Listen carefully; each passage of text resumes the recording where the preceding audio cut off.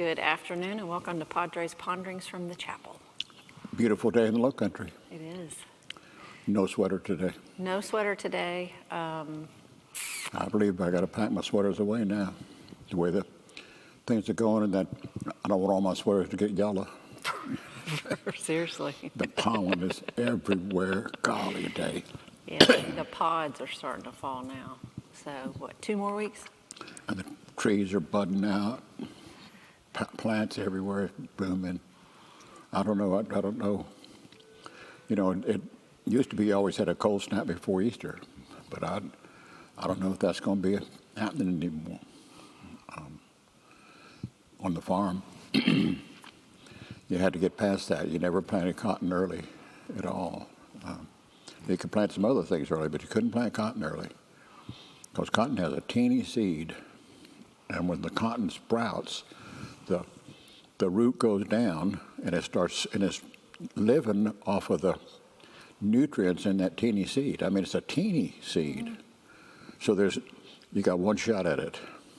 You got the root goes down, and then the seed leaf, that first little seed leaf comes up this way. So cotton is planted closer to the top of the ground than other seeds are because it's got to get there. And if you plant the cotton too soon, and that thing starts up, and it hits cold weather, it'll turn over and head down. It's called the big leg. If cotton gets the big leg, it'll turn over and come back down. And it doesn't have enough nutrients to turn itself back around and give it a second try.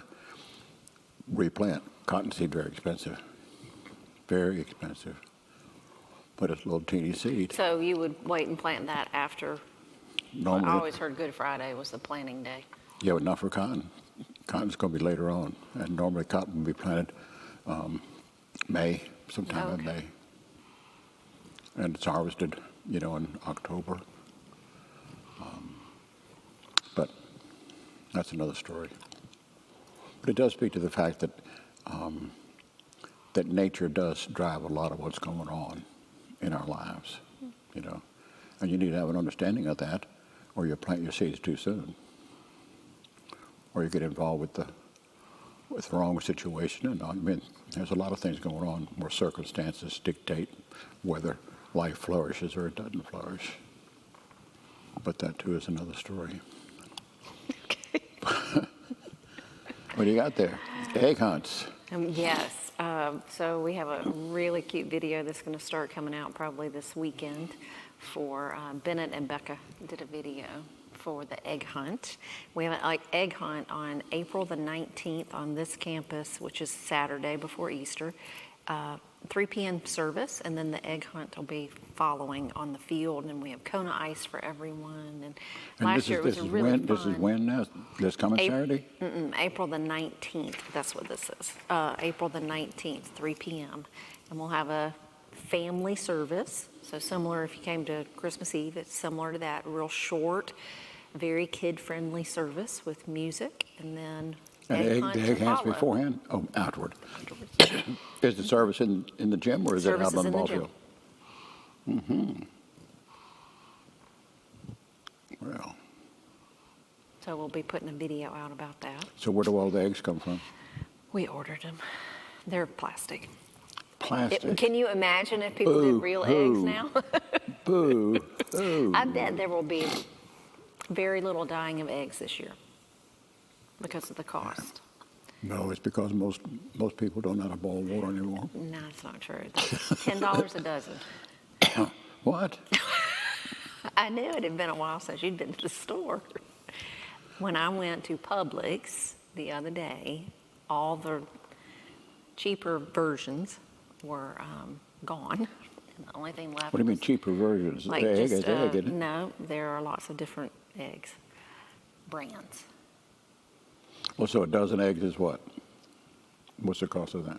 That day it was $10 was all that was Well, what left. does a dozen plastic ones cost? Couple dollars. Couple of dollars. And you can use them over and over and over. And use them over and over and over again. Over Oh and my over and over. goodness. Whoa. So, what's the company? Pause. is a company that does the dyeing of the eggs, and you have a tablet and you boil the water and put the tablet in. They might need an alternate business model this year. Well, that's the truth, isn't it? You know, that the dyeing your own real eggs, stuff like that, that's probably going the way of real Christmas trees and all that. It's been replaced by Maybe.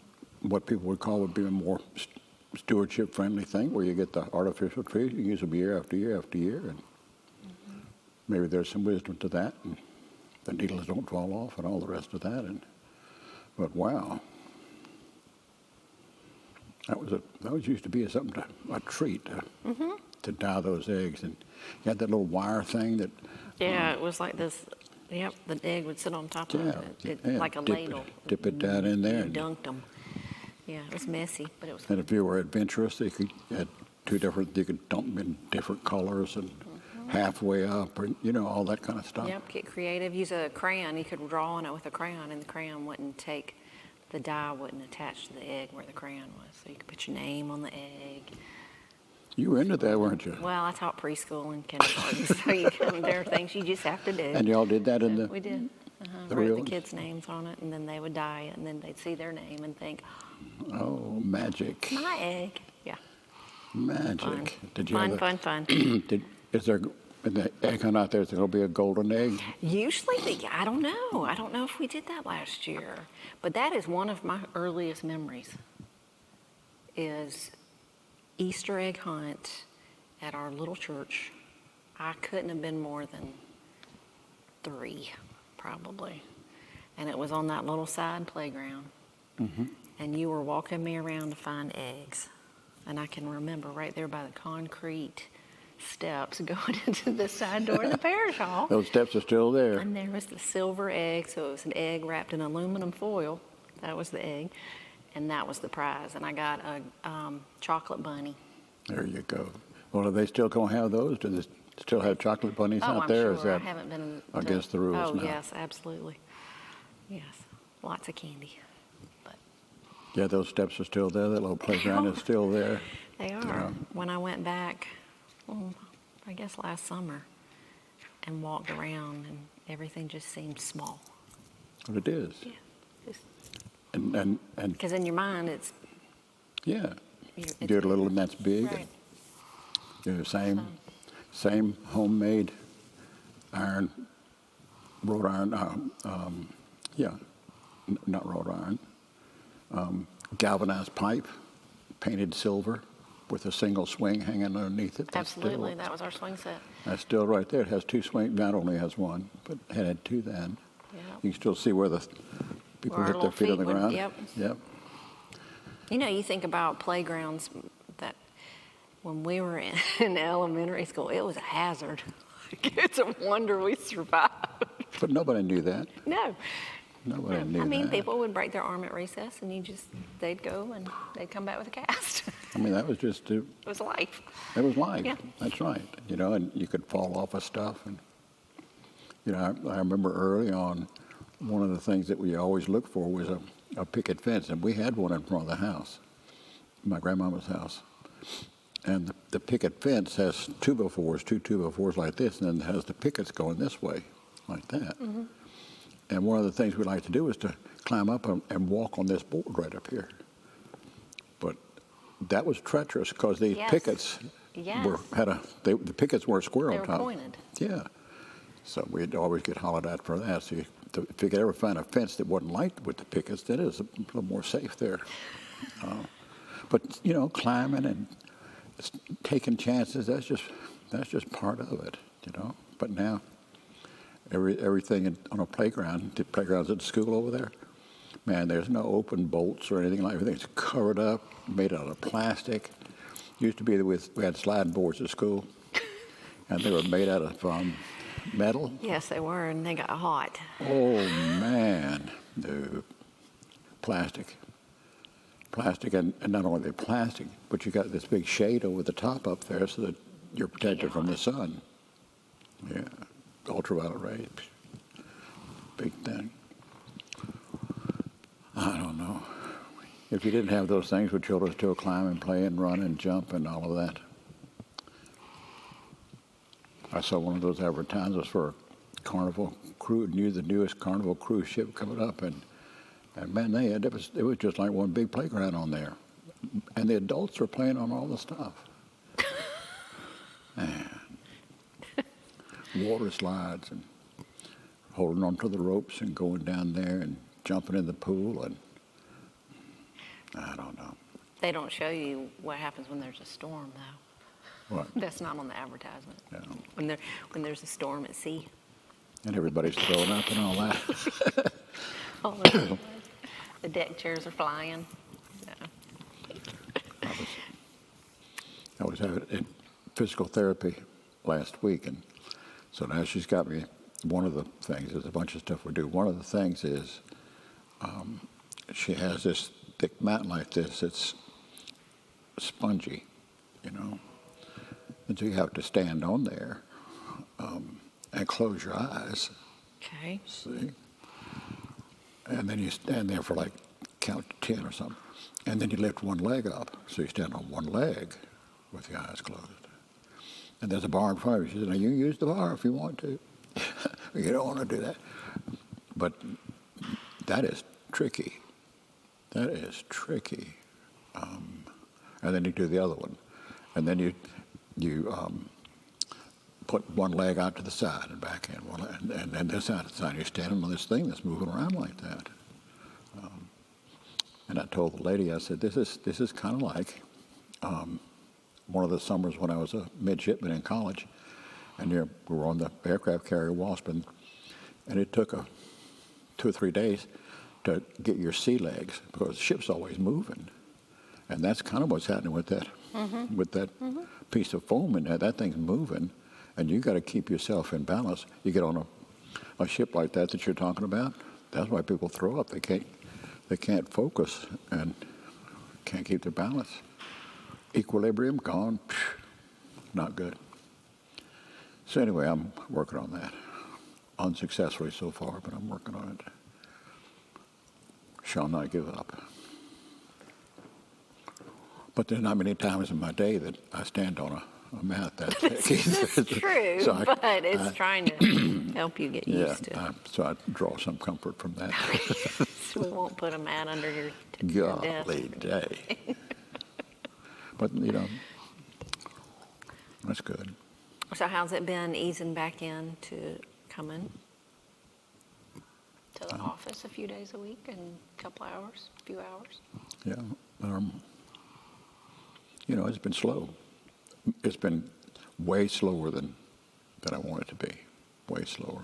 But everybody's so nice and all that. And I'm trying to get stamina, I guess is what it would be.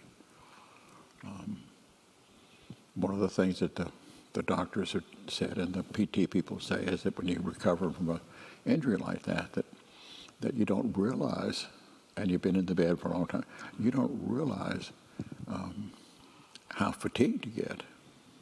And you don't have to be a long-distance runner or stuff like that. Just the ordinariness and the ordinary exercise you get done. You don't do that for a month, several months. You got to get yourself back in shape. So I'm working on getting in shape. It's a process, though. Yes. It's a process. But by Easter. But by Easter, because I got my cane here with me and carry that everywhere and use that. And when your mama's not looking, sometimes I'll go from here to there without it. But when that happens, I don't do it in a wide open space. I've got something around because I don't trust myself yet. But by Easter, I want to trust myself. Very good. So Easter, you're going to be preaching at the 528 festival service. So it won't be a regular grace time service. Every year we make that one a regular festival Easter service to help with the overflow from So Sunday on the historic at 10. campus, 8 and Sunday morning, 10 Sunday morning, 528 Saturday afternoon are all the same services. And over here is the same service. Same service, different person preaching. Yeah. So you'll be 528 on Saturday. On the historic. Easter service on historic. Jonathan is preaching at the 8. Jonathan's preaching at the 10. You are preaching here at 9 at the chapel. And then Nathan's doing both sunrise service and the 2 crosspoint services. We have a 9 o'clock crosspoint service too. So we're hoping to encourage some of our usual 10:30 crosspoint people to back it up a little bit that day to help open up spaces for guests, because that service always has lots of visitors from out of town and family members and all of that. Yeah, so people that come to 10 o'clock on historic, we really want them to come to 528, and I'll be there to give them a hug or whatever. I think it's really and important. over here too, for the folks here. Right. To make room for new people. That's right. Because Easter is when a lot of Christmas and Easter, but Easter is a big one for having new visitors. Yep. And Easter is a time when a lot of family people come into town. A lot of college kids. Yep. Used to dress up for Easter. You dressing up for Easter? I don't know what I'm wearing. I don't usually dress up for the sunrise. I don't either. Because it's cold. It's usually cold. I don't think it's going to be cold this year. I don't think It's so either. late. This is the latest Easter can be on the Golly calendar, day. right? Yep. Usually it's chilly, but then the no-see-ums. So I wear 6 long o'clock, you're in sleeves good and shape. everything for the no-see-ums. You move that service back an hour, and all of a sudden, not good. But first sunrise service we had was like at 7, and there were several people that showed up with these hats like beekeepers wear, and I wondered, what in the world is that about? And time that service got going, all of a sudden, I had on a white alb, and it was covered with those no-see. We had to move that service inside. It was terrible. Because after a while, people, they're trying to worship, Right. and there's umpteen different ways you can try to kill a no-see-um. But after a while, you're not doing anything but fighting the no-see-ums. So we just stopped. Let's go inside. Everybody clapped. How long ago was that? Must have been maybe 90, 97, 98, something like that. So the next year you moved it back an hour to the dark. And that was a good move, because it did start in the dark, and we used candles to start out with, and you had that transition from dark to light, and the sun was coming up back there, and the birds started singing during the service, and it just changed the complexion of the service a whole lot.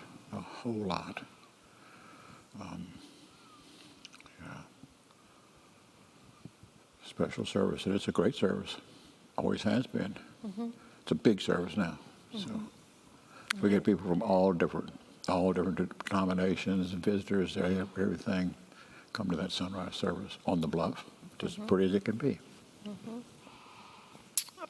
This year, that Easter Sunday is Heritage Sunday too. Really? So that's Heritage Week is Holy Week this week. Next year it's not, but this year, that's how it kind of worked out.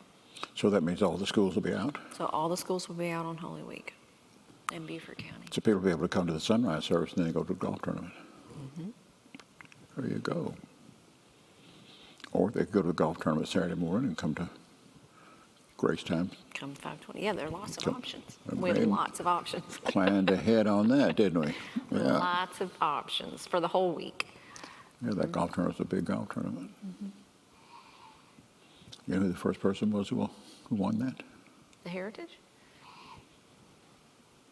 Arnold Palmer. Really? How long ago was that? God, I don't remember. 70s? It's been a while. 80s? I'm almost positive he was the first person to win it. It was a long time ago. I don't remember. But that tournament, really was one of the first things. There were a lot of things, but the tournament and the television exposure from the tournament really accelerated growth on Hilton Head Island. And I read somewhere a few years ago that the lighthouse on Hilton Head, because of televised professional stuff, that lighthouse on Hilton Head has become one of the most recognizable features around the world. The lighthouse with the special striping and stuff like that on it. Red and white. Yeah, so. But I'm not sure that's true. But how are you going to check on that? Somebody said it on the internet. How are you going to check on that? How are you going to check on that? But that's like, Charlie was saying that the Yankees had the first three people hit the first pitch, and all three of the first pitches they hit for home runs. He said, first time in Major League history. Well, how do you check on that, Oh, listen, there are statisticians that know all that stuff. Yeah. But now if you want to say, I don't believe that, The first three were all home runs? 3 pitches, 3 home runs. That was exciting to watch. Yeah. But the point is, you said that's one of the most recognizable features. Never happened before. Well, how do you verify that? Who's going back through all that stuff? But baseball keeps a lot of records, but every other sport does too. Yeah, the announcers in all the sports, it's like they come up with the most obscure, bizarre statistics for everything. But see, that's the phrase they come up with. Oh, okay. That's the point I'm trying to make. Because you just think about it. You reckon they got a book in front of them with all these stuff, No, and they they're flipping through to find something that. Well, that's right. They got the machine, don't they? They got the Yes. machine right there with them. Yes. Whoa. So are you watching the basketball games or anything? Well, I did the bracket, and I have to say I do still have 2 in the Final Four. I haven't watched a game. You should have got your mom to help you. She's got 4. She has all 4? She picked Houston in the Final Four? Who did Houston That's play? amazing. Yeah, she picked Houston. Wow. Houston wasn't Houston number 1? One of the Well, one all seeds? 4 seeds are in, that's another statistic. That hasn't happened in 17 years. Yeah, your mama told me the other day she still got her 4 there.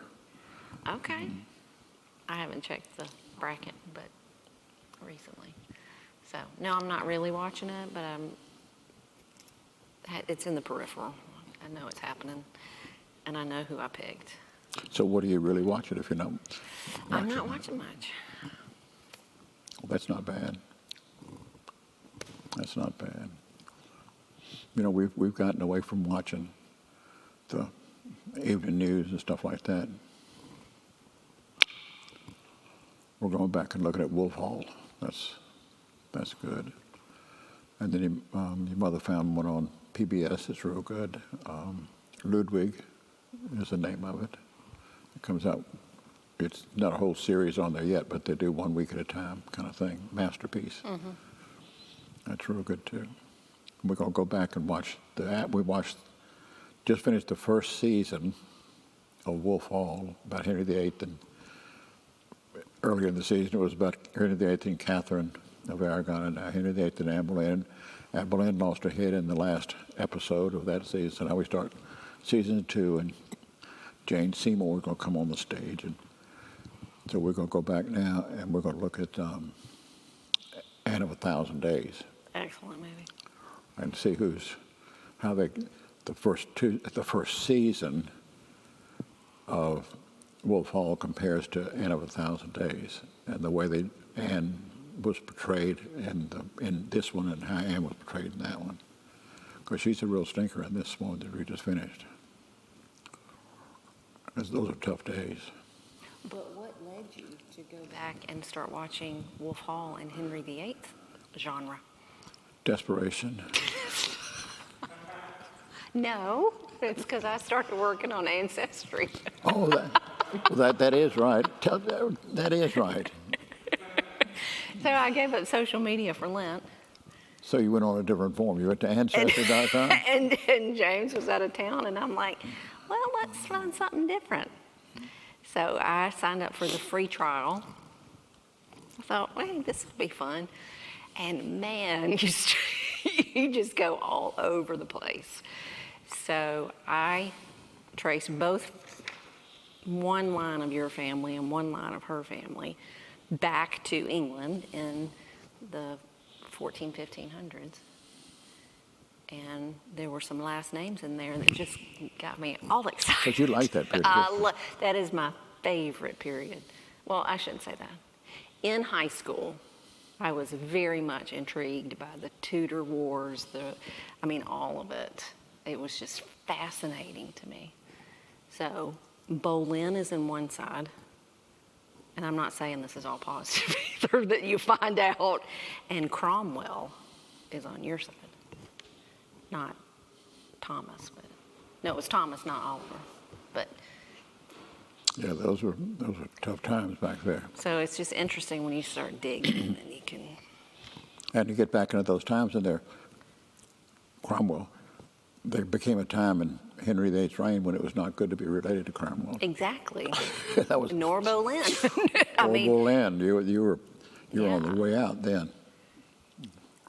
It's amazing. How quick it changed, Oh yeah. how quick things Oh, change, yeah. and the politics and all that. But Uncle Harry, his daughter Jean, this is years ago. She loved that tracing, working. You didn't have the internet back then, and she tracing the family tree kind of stuff. That was her hobby. and a lot of that, What do they call that then? Well, you would just work on your family tree, but that's a lot of what is in the database is because of people like her that did a lot of research, and then it's been put into this digital platform. She started out tracing Uncle Harry's family, and she said she got to a place she stopped. I'm not going to do that anymore. So then she went to her mama. She found something she She didn't want didn't to like what that was getting there. No. But it's very sobering too. Some people you just have a name. That's it. That's all the information is just a name. So when you think about it, all that person experienced and, in life, and it's just down to a name. But that name matters.